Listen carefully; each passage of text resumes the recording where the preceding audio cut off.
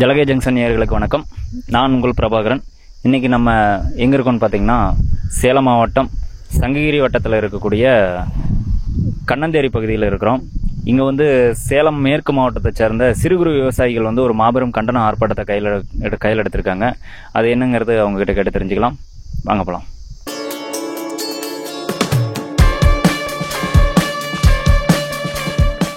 Petromax லைட்டே வேணுமா?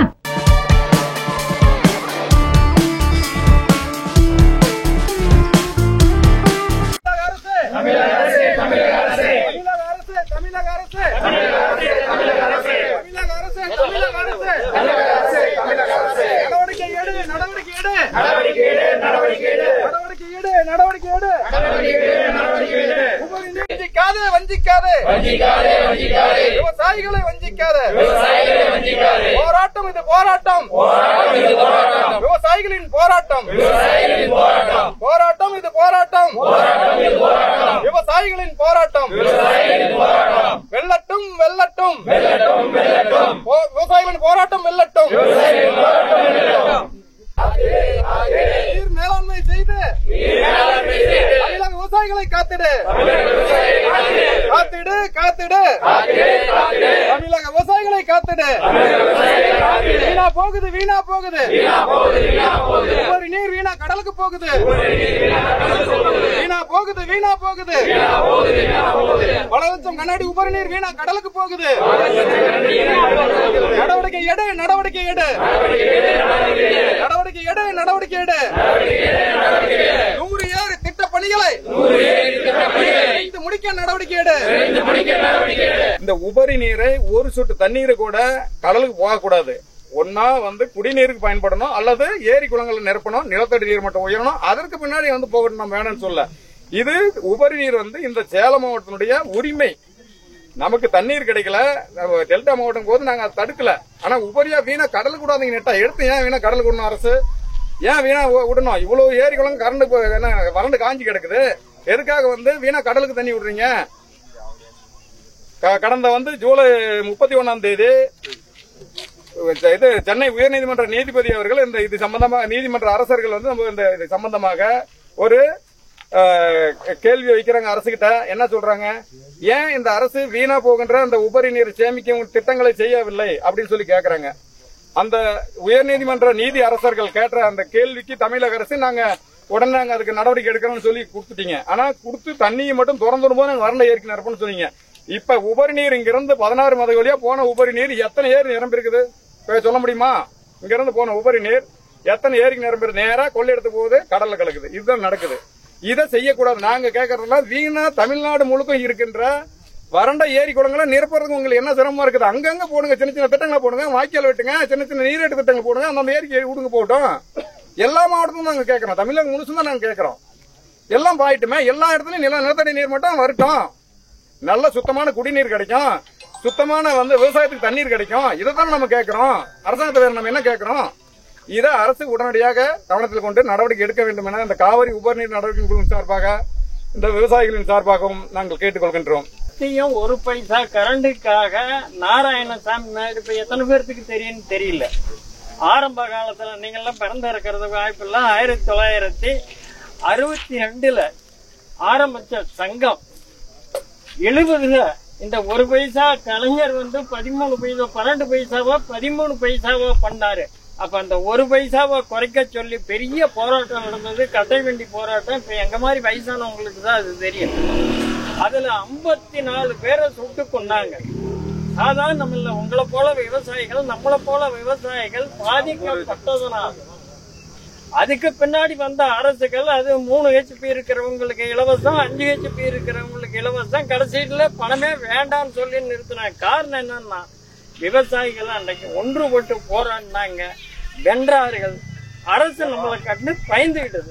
இதுதான் கலைஞர் ஒரு முடிவெடுத்தாரு. இவங்க ஒன்னா இருந்தங்கனால நம்மளால ஜெயிக்க முடியாதுன்னு எல்லாத்தையும் பிரிச்சு விட்டாங்க. கத்திரிக்காய்க்கு ஒரு சங்கம், சுரக்காய்க்கு ஒரு சங்கம், தேங்காய்க்கு ஒரு சங்கம், இந்த மாதிரி எல்லாரும் ஆரம்பிச்சு தனித்தனியா போகன்னு சொன்னாங்க. இன்னைக்கு பிரிஞ்சு நிக்கிறோம். நாராயணசாமி நாயுடு ஆரம்பிச்ச தங்கம் இன்னைக்கு எல்லா மாவட்டங்கள்லயும் இருக்குது. இப்ப அதை விட இவங்களுக்கு தெரியுதோ தெரியலையோ, இந்த 100 ஏரி திட்டத்தை கொண்டுகிட்டு வர்றதுக்கு பெரும் பாடுபட்டவங்கள் தம்பையான் நான் கேள்விப்பட்டேன். எனக்கு ஆரம்பத்துல தெரியாது. அதோட துணை நின்றவர்கள் வேலன், சுரேஷ் போன்றவர்கள் உள்ளபடியா பாராட்டலாம். நாங்க என்ன சொன்னோம்னா, சேலம் மாவட்டத்தில் இருக்கிற அனைத்து ஏரிகளையும் கிட்டத்தட்ட ஒரு 937 ஏரிகள் இருக்குது. இந்த ஏரிகளை எல்லாம் நிரப்ப வேண்டும் என்று கோரிக்கைகளை வைத்தோம். எப்பொழுது அம்மா காலத்துல இருந்து வச்சுக்கிட்டு இருக்கிறோம், கனிவுடன் பரிசீலிக்கணும்னு சொன்னாங்க. ஆனா இது இந்த 100 ஏரியாவது நப்பணுங்கிற இவங்க வச்ச கோரிக்கையை ஏற்று பழனிசாமி அவர்கள் நிறைவேற்றி கொடுத்தார்கள். கிட்டத்தட்ட 635 கோடியா 565 கோடி இல்ல. ஆனா அந்த வேலை 19வது வருஷமே வேலையை துவக்கிட்டாங்க. 20, 21 2 வருஷமா எல்லாம் கிட்டத்தட்ட அவங்க ஆட்சியெல்லாம் முடிஞ்சது. கடைசியா சென்ற ஆண்டு தண்ணி வரும்போது தமிழக அரசு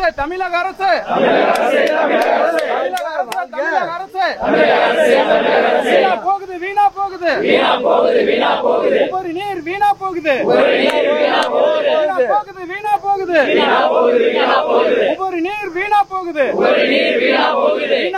வீணாக்காத உபரி நீரை வீணாக்காத உபரி நீரை வீணாக்காது. சேமித்திடு. தமிழகம் முழுவதும் உள்ள வறண்ட ஏரி குளங்களில் சேமித்திடு. தமிழக அரசு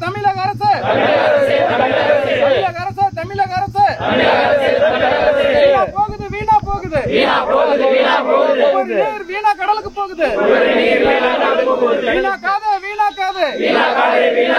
உபரி நீரை வீணாக்காது.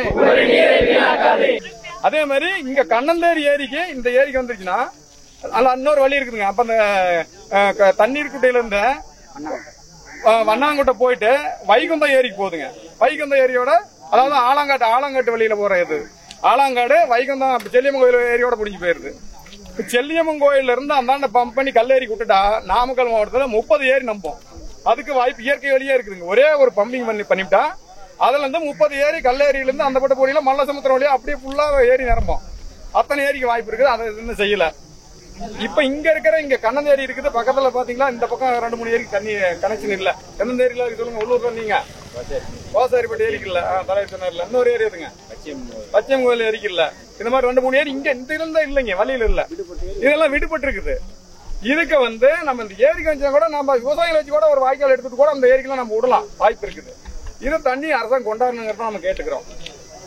அதே போய் இந்த 3 சிஸ்டம் இதுல இருக்குதுங்க. இந்த வழித்தடத்துல நாங்க அன்னைக்கு போய் பாக்குறோம். கொல்லப்பட்டி ஏரிக்கு வர்றதுக்கு 2-3 ரோடு கிராசிங் இருக்குது. ரோடு கிராசிங் முடிச்சுட்டா கொல்லப்பட்டி ஏரியில இருந்து கண்ணந்தேரி ஏரி வர்றதுக்கு வழித்தடங்கள் இல்ல. நாங்க எங்களை பொறுத்த வரைக்கும் எல்லாம் காடை தான் ஓடிட்டு இருக்காங்க. ஒரு கொஞ்சம் தான் இருக்குது வழித்தடம். அதை சுத்தம் பண்ணணும். ஒரு வாய்க்கால் மாதிரி எடுத்துடணும். எதுவுமே பண்ணல, அப்படியே விட்டு வச்சுக்கிறாங்க. வாய்க்காலே இல்ல. இது நாங்க என்ன சொல்றோம்னா, இந்த முறை தண்ணி வரட்டுங்க. தண்ணி வந்த பின்னாடி அடுத்த கட்டமான போராட்டம் என்ன பண்றோம், வழித்தடம் சுத்தம் பண்ணுங்க. அங்க இருக்கிற ஏரிங்களை சுத்தம் பண்ணுங்க. ஏரிங்களை ஆழப்படுத்துங்க. விவசாயிகளை மண்ணு சொல்ற அழிட்டு போட்டா ஒன்றும் பிரச்சனை இல்லைங்க. எவ்வளவு வேணும் ஆழப்படுத்தணும். வந்த தண்ணி நிக்கணும். வந்ததும் 1 மாசத்துக்கு கூட தாங்க அது ஓடி போயிடும். ஏன்னா மேலாவும் இருக்குது. குறைஞ்சது ஒரு 30 அடி ஆழமாவது இந்த ஏரிங்களை தூர் எடுக்கணும்.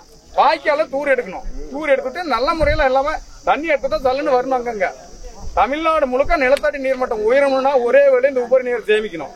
இந்த அரசாங்கம் அதுக்கு உடனடி நடவடிக்கை எடுக்கணும்.